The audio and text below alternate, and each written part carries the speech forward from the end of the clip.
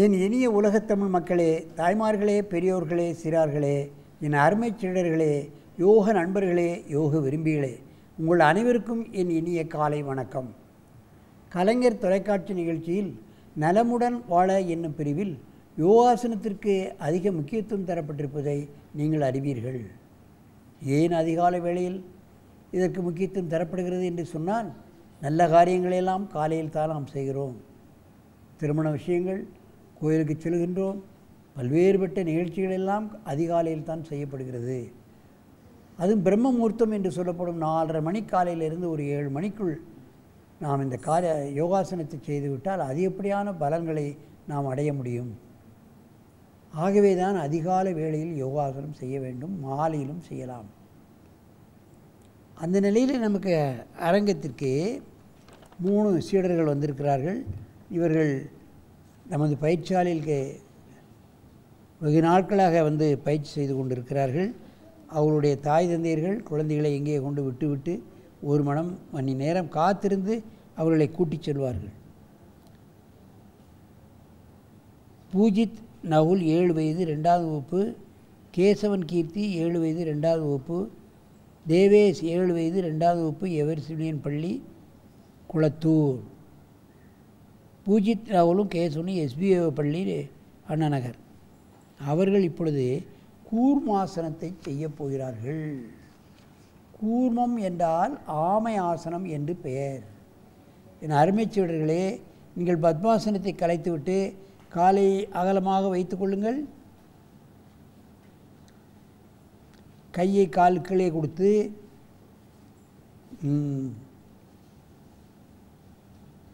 இது சிறு குழந்தைகள் தலையை தொட்டு விட்டது.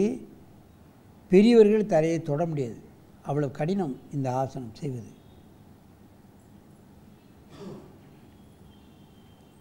உச்சியிலிருந்து உள்ளங்கால் வரை உள்ள அத்தனை நாடி நரம்புகளும் இழுப்பதெல்லாம் நாம் கவனிக்கலாம்.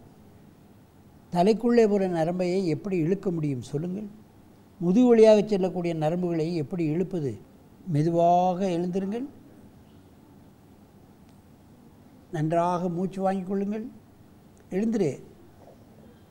எழுந்துருடா. சரி, அப்படியே இடது பக்கமாக திரும்புங்க. Turn left. திரும்ப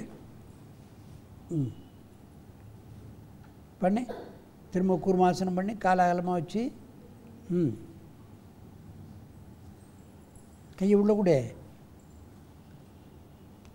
காலை அகலமாக அவன் பண்ணுறான்லடா, நீ பண்ண.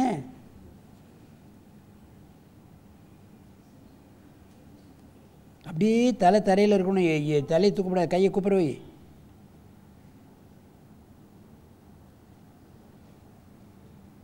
இந்த சிறு குழந்தைகளுக்கு ஆசனம் சொல்லிக் கொடுப்பது என்பது கடினம். அவர்கள் காலையிலே எழுந்து காலைக்கடன்களை முடித்துவிட்டு இங்கே வர்றது கடினம். அதிலும் பெற்றோர்கள் தங்களுடைய வேலையெல்லாம் விட்டுவிட்டு குழந்தை ஆரோக்கியமாக இருக்க வேண்டும் என்ற காரணத்தினால் இவர்களை அனுதினமும் காலையிலும் மாலையிலும் அழைத்து கொண்டு இங்கே விட்டு ஆசனம் பழகி 1 மணி நேரம் இருந்து திரும்ப கூட்டு போடுவது என்பது மிக மிக கடினம். ஏனென்றால் சிறு குழந்தைகளுக்குத்தான் அநேக வியாதிகள் வந்துவிடும். நோய் எதிர்ப்பு சக்தி குறைவாக இருக்கின்ற காரணத்தினால் எந்த நோயுமே அவர்களுக்கு வெகு சுலபமாக அவர்களை தாக்கிவிடும். ஆசனம் என்ற குழந்தைகளுக்கு இம்யூனிட்டி பவர் கூடிவிடும், அவர்களுக்கு நோயே வராது. அப்படியே மெதுவாக தலை தூக்கு, நீண்ட மூச்சு வாங்கிக்க. நீ அங்கே திரும்புடா, அப்படி திரும்ப. நீ இந்த பக்கம் திரும்ப, இப்படி திரும்ப. இவனை பார்க்க. இப்போ செய்யுங்க கூர்மாசனம். கையை கொடு, பை.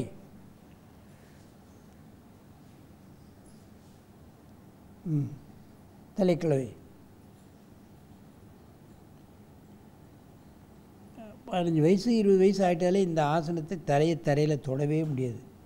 தலையை தொடு. நோய் எதிர்ப்பு சக்தி குழந்தைகளுக்கு அதிகமாகிவிடும், ஃப்ளெக்சிபிலிட்டி அதிகமாகிவிடும்.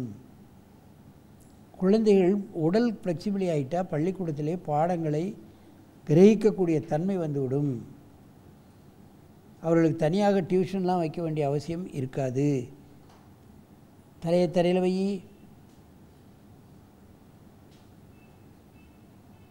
மெதுவாக எழுந்துரு. நல்ல மூச்சு வாங்கிக்கோ.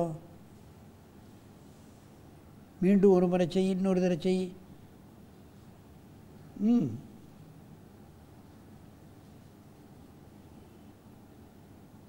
தரையை தொட்டுறணும். நெத்தி தரையை தொடுறா. நெத்தியை தொடு. நெத்தி தொடவே இல்லைடா.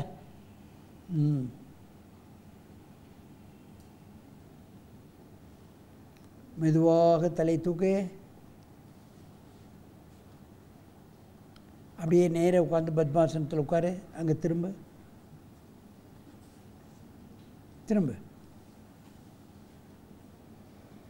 என் அருமை பெரியோர்களே, தாய்மார்களே, சிறு குழந்தைகளுக்கு நாம் சிறு வயது முதலே இந்த யோகாசனங்களை, முடிந்த ஆசனங்களை ஒரு 10 நிமிஷம் 15 நிமிஷம் காலையிலையும் மாலையிலையும் நாம் கற்றுக் கொடுப்போமேயானால் அவர்களுக்கு எந்த நோயும் வராது. அடிக்கடி வரக்கூடிய காய்ச்சல், இன்ன பிற வயிற்று வலி, இன்ன பிற சின்ன சின்ன வியாதிகளெல்லாம் அவர்களை அண்டாது. ஏனெனில் அவர்களுக்கு நோய் எதிர்ப்பு சக்தி அதிகமாகிவிடுகிறது என்பதுதான் உண்மை. ஆகவே இதுபோன்ற ஆசனங்களை வயது வித்தியாசம் பார்க்காமல் எல்லோரும் பழகி நோயற்ற வாழ்வே குறைவற்ற செல்வம் என்னும் பேற்றினை நீங்கள் அடைய வேண்டும் என்று கேட்டு உங்களிடமிருந்து விடைபெறுவது ஆசனம் ஆண்டியப்பன். வணக்கம்.